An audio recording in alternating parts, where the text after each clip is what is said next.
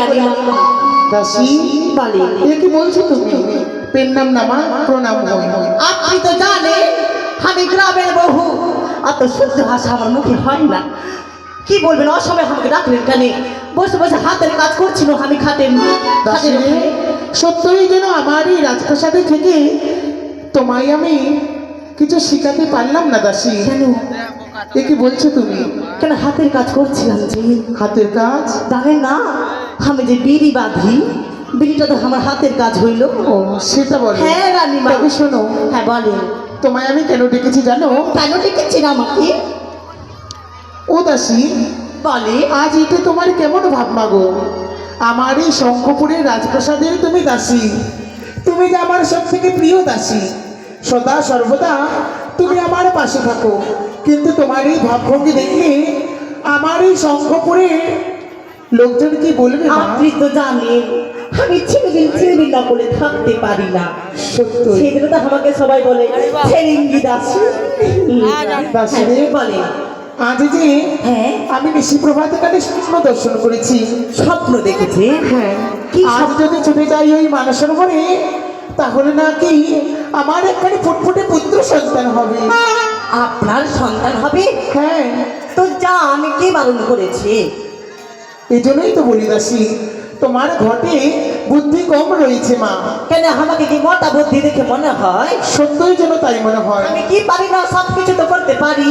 সবকিছুই যখন করতে পারো, হ্যাঁ। তাহলে কেন তুমি এই কথাটা বুঝতে পারলে না মা? যখন স্বপ্ন দেখেছেন যেতে বলেছে গেলে আপনার বাচ্চা হবে, তো যান, আপনাকে কি আমি ধরে রেখেছি না বেঁধে রেখেছি? তবে শোনো দাসী, হ্যাঁ বলেন। আমি যে এই রাজ্যের রানী, আমি তো একা কিনে যেতে পারবো না সেই মানসরোবরে। ও যেতে পারবেন না? তাই তো তোমায় আমি দেখেছি দাসী গো। বিমলা, কমলা, দাঁড়াও দাসী, এই রানীমা ডাকছে, একটু জানতো রানীমার কথা স্নান করতে। আমি যে কাউকে নিয়ে যেতে চাই না, তাহলে? শুধুমাত্র তোমায় নিয়ে যেতে চাই। কি যে বলেন না, সত্যি? আমি যাবো না গো মা, কেন? আমার লজ্জা করে। কিসের লজ্জা? আপনি তো জানেন বাড়ি থেকে বেরাই না আমি। সেটা তো আমি খুব ভালো করেই জানি। তোমায় যে আমি এই রাজপ্রাসাদ থেকে বাইরে বেরোতে দিলে, এই রাজপ্রাসাদ থেকে বাইরে বেরোতে দিলে আমার যে আর মান সম্মান কিছুই থাকবে না মা। কি বলবো এখানকার যে বহু বিটিদের মুখ, মানে কি বলবো, ওই কেন, কি হয়েছে আমাকে খুলে বলো। এই যেমন ধান দিলে খই ফুটে না, এইটি হ্যাঁ, ওইভাবে এখানকার বহু বিটিদের মুখ খই ফুটে পড়ে মুখে ধান দিলেই। এমন বলতে খালি পাড়ায় পাড়ায় রাস্তা ধারে বসবে, 3-4টা করে বউ, আর খালি নিন্দা করবে। হাঁটবে সরলার মা, তুই জানিস কমলার বেটিটা বলে অমুকের বেটার সাথে প্রেম করছে। হাতে বহি ওই কমলা ওই বলে ওই বিমলার ভাতানির সাথে নাকি চলছে। এইভাবে শোনো, নিন্দা করে। তারা যদি নিন্দাই করে, তাহলে তুমি এই পাড়ার খবর কি করে পেলে?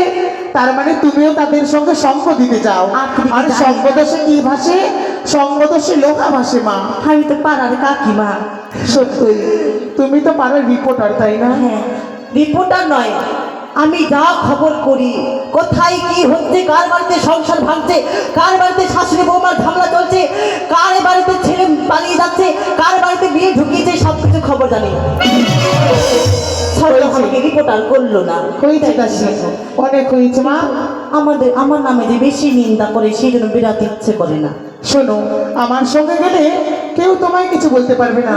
ওই দেখো নিশি প্রভাত হয়ে আসছে, আর বিড়ম্বনা করে তুমি আমার জন্য কলস। আমাকে কি বলে আপনি শুনবেন না? এখানকার বউ বেটিরা কি বলে দাসী? আমি যখন বাইরে যাই রানীমা, হ্যাঁ, আমাকে এখানকার বউ বেটিরা সবাই বলে আমি নাকি 3 ভাতারি মাগি। এ কি বলছো?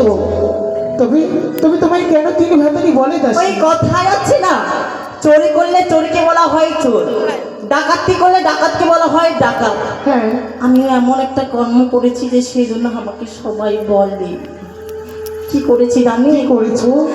ওই যে গাজলে বই মেলা হয়, হ্যাঁ, গিয়েছিলাম বই মেলা দেখতে।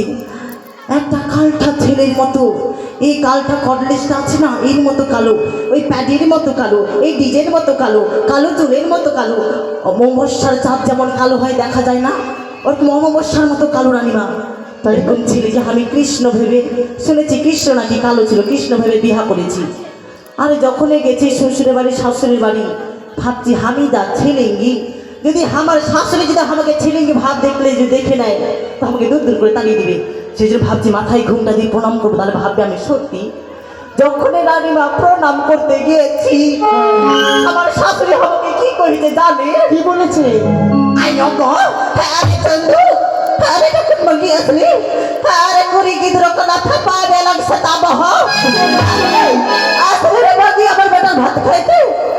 দাসী, আমি তো সত্যি এই ভাষা কিছুই বুঝতে পারলাম না মা। আমিও বুঝতে পারছি না, তবে মনে মনে আমি চিন্তা করছি, আমার যে বরটা কালটা যদি আমার গর্ভে যদি ওর বাপের মতো চলে আসে, সেই জন্য ছেড়ে দিয়েছি।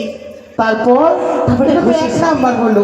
তারপর খুশির সাথে রানীমা ঘোষ, খুশি দিয়ে যে এত চাপদারি হয় আর নামগুলো এত শুনছুনা হয় কিনা, ওই চাপদারি দেখে আমি পড়তে গেছি। কোথায় বাড়ি ছিল মা? কোথায় বাড়ি ছিল? হ্যাঁ। ওই গাজলের বাড়ি ছিল, টুল ট্যাক্সের ওখানে। তাই না? হ্যাঁ, তারপর খুশির বাড়িতে 3 দিনও থাকতে পারিনি মা। কেন? ভগবান বোধহয় আমার কপালে সুখ লেখেনি গে মা। কি হয়েছে জানি? কি হয়েছে দাসী? যখন এই ঘুম ভেঙে আমি পেচ্ছাপ করতে যাইছি বাড়ির পিছনে, হ্যাঁ, হাইনি গোবরের গন্ধ, এখানে গোবরের ঢেরি, ওখানে গোবরের ঢেরি, এখানে গরুর পেচ্ছাপ। ওটাকেও কি ছেড়ে দিলে? তারপর বলবেন না, ভাবছি বাইরে তো দুর্গন্ধ, একটু চা করে খাই, লাল চা। যখন রান্নাঘরে ঢুকছি, হাইরি বাসনপত্রগুলোতে দুধের গন্ধ, কাঁচা কাঁচা দুধের গন্ধ। রানীমা ভাবছি এরকম করে থাকতে পারবো না, একটা ফ্রিজের জল খাই গরমের সময়। হ্যাঁ। ফ্রিজ খুলতে গেছি মা, ফ্রিজের ছানার গন্ধ, হাইরে দুধের গন্ধ, হাইরে গোবরের গন্ধ, হাইরে ছানার গন্ধ। আর এই ঘোষের বাড়িতে যে এত মাছির অত্যাচার রানীমা, সত্যই? ওই মাছিগুলো ভ্যান ভ্যান করতে, মুখে রুচি হয় না। 3 দিনে পাট খাঁটি হয়ে গেছিলাম, তাহলে ছেড়ে দিয়েছি। তারপর কোথায়? তারপরে এখানে 2টা চলছে রানীমা। এখানে দুটো চলছে, সেই জন্যই তোমায় 3 ভাতারি বলে, তাই নাকি? স্বামীর যে সুখ পাই না একটারও তো। সত্য। আমার কি মন তবে চায় শোনো, না যে স্বামীর সাথে সংসার করব। তুমি যেমন আমার দাসী, হ্যাঁ। 3টা থেকে আরো বেড়ে না যায় মা। তবে শোনো, আর বিলম্ব নয়, তুমি আমার জন্য কলস আর তোমার জন্য স্নানের বালতি নিয়ে আসবে। যেতেই হবে। তাড়াতাড়ি আসবে। ঠিক আছে, আপনি অপেক্ষা করেন। ঠিক আছে দাসী, তাড়াতাড়ি আসবে। রাস্তায়